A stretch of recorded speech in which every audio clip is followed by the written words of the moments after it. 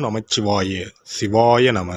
அனைத்து தமிழ் உள்ளங்களுக்கும் கனிவான வணக்கங்கள். நாம் இந்த பதிவில் பெயர்ச்சி அடைய போகும் சுக்கிர பகவானால் உங்கள் வாழ்வில் ஏற்படக்கூடிய நற்பலன்கள் என்ன என்பதனையும், கெடுபலன்கள் ஏற்படுமாயின் அதன் தாக்கத்தை குறைக்க ராசிக்காரர்கள் செய்ய வேண்டிய பரிகாரம் என்ன, வழிபட வேண்டிய தெய்வம் யார் என்பதனை பற்றியும் விரிவாக காண்போம். இந்த சுக்கிர பெயர்ச்சியால் உங்கள் வாழ்வில் வளமும் நலமும் செல்வ செழிப்பும் பெற்று வாழ்வில் உயரிய நிலையை அடைய எல்லாம் வல்ல இறைவனை உளமாற வேண்டி விரும்பி கேட்டுக்கொள்கிறேன்.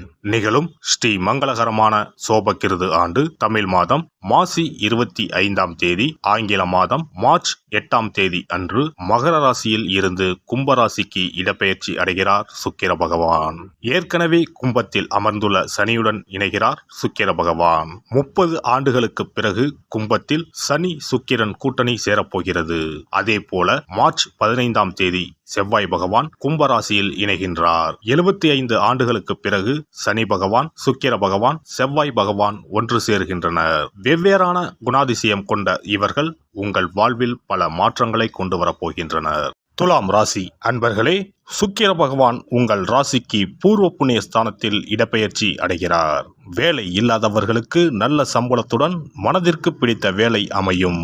வெளிநாடு சம்பந்தமான வேலை வாய்ப்புகளும் கிடைக்கும். எண்ணிய எண்ணங்கள் அனைத்தும் நிறைவேறும். காதலை வெளிப்படுத்த அருமையான காலகட்டம் இதுவாகும். இளம் நிற ஆடைகளை அணிவதனால் மனதளவில் நம்பிக்கையும் நிம்மதியும் அடையலாம். நிதானமாக செயல்பட இது உதவும். பண வரத்து திருப்தி தருவதாக இருக்கும். குடும்பத்தில் மகிழ்ச்சி நிலவும். வீட்டிற்கு தேவையான பொருட்களை வாங்கி மகிழ்வீர்கள். குழந்தைகளை மகிழ்விக்கும் வகையில் இன்ப சுற்றுலா அழைத்துச் செல்வீர்கள். பிடித்த பொருட்களை வாங்கி தருவீர்கள். எவ்வளவு பிரச்சனைகள் இருந்தாலும் அதனை போக்கி மன மகிழ்ச்சியை தருவார் சுக்கிர பகவான். கற்பனை வளம் அதிகரிக்கும். அழகு சார்ந்த விஷயங்களில் அதிகம் கவனம் செலுத்துவீர்கள். கணவன் மனைவிக்கு இடையே காதல் அதிகரிக்கும். அதிக அளவு அன்பை வெளிப்படுத்துவீர்கள். பிரிந்த கணவன் மனைவி காதலர்கள் உரிய பரிகாரத்தை செய்ய சிறந்த காலகட்டம் இதுவாகும். பிரிந்த உறவுகளை ஒன்று சேர்ப்பார் காதல் நாயகன் சுக்கிர பகவான். தொழில் வியாபாரத்தை பொறுத்தவரை அமோகமாக இருக்கும். எடுக்கும் முயற்சிகள் அனைத்தும் வெற்றி பெறும். லாபம் இரட்டிப்பாகும். ஏற்றுமதி இறக்குமதி சார்ந்த தொழில்கள் சிறப்பாக இருக்கும். பண வரத்து பல வகைகளில் இருந்து வரும். கடன் சுமை தீரும். பழைய பாக்கிகள் வசூலாகும். உத்தியோகத்தில் உள்ளவர்கள் பதவி உயர்வு, ஊதிய உயர்வு எதிர்பார்க்கலாம். தடுக்கப்பட்ட வாய்ப்புகள் தானே வந்து சேரும். பெண்மணிகள் ஆடை ஆபரணங்களை வாங்கி குவிப்பீர்கள். ஆரோக்கியத்தை பொறுத்தவரை சிறப்பாக இருக்கும். பெற்றோர் உடல்நலம் சீராகும். மருத்துவ செலவுகள் குறையும். மாணவர்கள் படிப்பில் சிறந்து விளங்குவார்கள். போட்டிகளில் கலந்து கொண்டு அதில் வெற்றியும் பெறுவார்கள். நட்சத்திர பலன்கள். கடந்த காலத்தில் உங்களை விட்டு சென்றவர்கள் விரும்பி வந்து சேரும் நாள். உறவு பலப்படும். தொலைபேசி தொடர்பு மூலமாக சிலர் புதிய தொழில் ஒப்பந்தங்களை ஏற்படுத்தி லாபம் தேடும் முயற்சியில் ஈடுபடலாம். குடும்பத்தில் மகிழ்ச்சிக்கு குறைவு இருக்காது. சுப நிகழ்ச்சிகள் இடம்பெறும். சுவாதி நட்சத்திரம். சில அத்தியாவசிய தேவைகளுக்கு செலவு செய்ய பணப்பற்றாக்குறையை சந்திக்கலாம். சனி சஞ்சாரத்தால் ஒரு பிரச்சனை முடிந்ததும் இன்னொரு பிரச்சனை உருவாகலாம். ஆனாலும் மகிழ்ச்சியாக இருப்பீர்கள். உங்கள் பிரச்சனைகள் எவ்வளவு இருந்தாலும் தோல்வியும் தோய்வும் இல்லாமல் சமாளித்து ஜெயிக்கலாம். விசாகம் 1, 2, 3ஆம் பாதங்கள். எடுத்த காரியங்களில் உடனே வெற்றி ஏற்படும். சில காரியங்களில் தாமதமாக வெற்றி ஏற்படும். உங்கள் விடாமுயற்சிதான் உங்களுக்கு வெற்றியை தேடித்தரும். பழகும் நண்பர்களை எடை போட முடியாது. வெளுத்தது எல்லாம் பால் என்று நம்பும் உங்கள் பெருந்தன்மையை கொஞ்சம் ஒதுக்கி வைக்கவும். சனி பகவானை சனிக்கிழமையில் நல்லெண்ணெய் தீபம் ஏற்றி வழிபடுவது கவலையை போக்கும். வீண் அலைச்சல் குறையும். வேலைப்பளு நீங்கும். ஒருவரின் ஜாதகத்தின்படி சுக்கிரன் சிறப்பாக அமைந்திருந்தால் பொருள் வசதிகள், திருமண வாழ்க்கை, ஆற்றல், அழகு மற்றும் காதல் விவகாரங்களில் இனிமை போன்றவை தரும். ரிஷபம் மற்றும் துலாம் ராசி அதிபதியான சுக்கிரன் மீன ராசியில் உச்சம் பெற்றும் கன்னி ராசியில் நீச்சமும் பெறுவார். சுக்கிர பகவான் மோசமான நிலையில் அமர்ந்திருந்தால் வாழ்க்கையில் பல சிக்கல்களை எதிர்கொள்ள வேண்டியிருக்கும். சில அமைப்புகள் வறுமைக்கு வழிவகுக்கும். மோசமாக அமைந்த சுக்கிரனால் திருமண வாழ்க்கையில் பிளவு ஏற்படலாம். குழந்தை பேற்றுக்கான திறன் குறையும். சுக்கிர வழிபாடும் மகாலட்சுமி ஆராதனையும் செய்து வர சொந்த வீடு அமைவது நிச்சயம். சுபிட்சம் கிடைப்பது உறுதி. மகாலட்சுமி தாயாரை வணங்கி வந்தால் சுக்கிர யோகம் கிடைக்கப் பெறலாம். இல்லத்தில் சுபிட்சம் நிறைந்திருக்கும். பணம் இல்லாமலே வங்கி முதலான கடனை கொண்டு வீடு கட்டும் யோகமும் பலருக்கு உண்டு. அதேபோல் பணம் காசுக்கு குறைவே இல்லை என்று இருப்பவர்களுக்கு சொந்தமாக ஒரு வீடு கட்ட ஆசை இருந்தாலும் யோகம் அமையாமல் தள்ளி போவதும் உண்டு.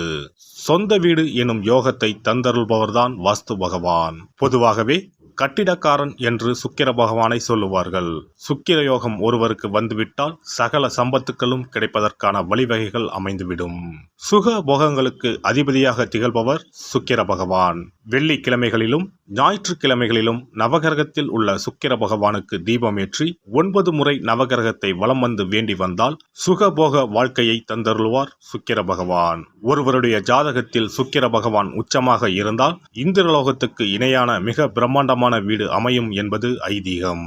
சுக்கிர பகவானையும் மகாலட்சுமி தாயாரையும் உரிய ஸ்லோகங்கள் சொல்லி தொடர்ந்து வேண்டி வந்தால் வீடுமனை யோகம் நிச்சயம் அமையும் என்கிறது சாஸ்திரம். வெள்ளிக்கிழமை என்பதை சுக்கிர வாரம் என்று சொல்லுவார்கள். வெள்ளிக்கிழமைகளில் காலையும் மாலையும் விளக்கேற்றி சுக்கிர ஸ்லோகம் சொல்லியும் ஸ்ரீ மகாலட்சுமி சோஸ்திரம் பாராயணம் செய்தும் வர வேண்டும். ஸ்ரீ கனகதாரா சோஸ்திரம் பாராயணம் சொல்லியும் மகாலட்சுமி அஷ்டோத்திரம் சொல்லியும் வேண்டிக் கொள்ளலாம். அருகில் உள்ள ஆலயத்திற்கு சென்று நவக்கிரகத்தில் உள்ள சுக்கிர பகவானை மனதார வேண்டிக் கொண்டு 9 முறை சுற்றி வந்து பிரார்த்தனைகள் மேற்கொள்ள வேண்டும். அதேபோல் பெருமாள் கோவிலுக்கு சென்று மகாலட்சுமி தாயாருக்கு வெண்மை நிற மலர்கள் சார்த்தி லட்சுமி அஷ்டோத்திரம் கனகதாரா சோஸ்திரமும் ஜபித்து பிரார்த்தனைகளை தாயாரிடம் வைத்து வேண்டி வழிபட வேண்டும். வேண்டியதையெல்லாம் தருவார் தாயார். மகாலட்சுமி தாயாரை வணங்கி வந்தால் சுக்கிர யோகம் கிடைக்க பெறலாம். இல்லத்தில் சுபிட்சம் நிறைந்திருக்கும். புது வீடு பால் காய்ச்சும் யோகமும் உண்டாகும்.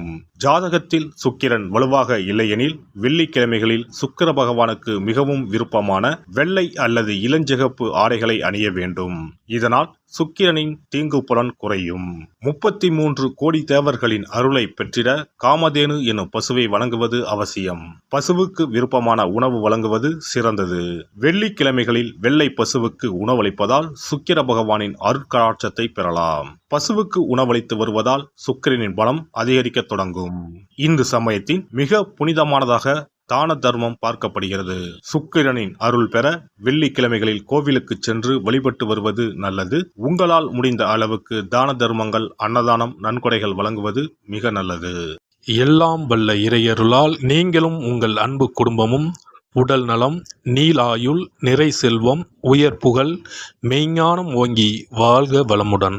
இந்த வீடியோ பதிவு உங்களுக்கு பிடித்திருந்தால் லைக் பண்ணுங்க, கமெண்ட் பண்ணுங்க, ஷேர் பண்ணுங்க. மறக்காம சப்ஸ்கிரைப் பண்ணுங்க. பக்கத்துல இருக்கிற பெல் பட்டனை கிளிக் பண்ணுங்க. நன்றி, வணக்கம். ஓம் நமச்சிவாய. சிவாய நம.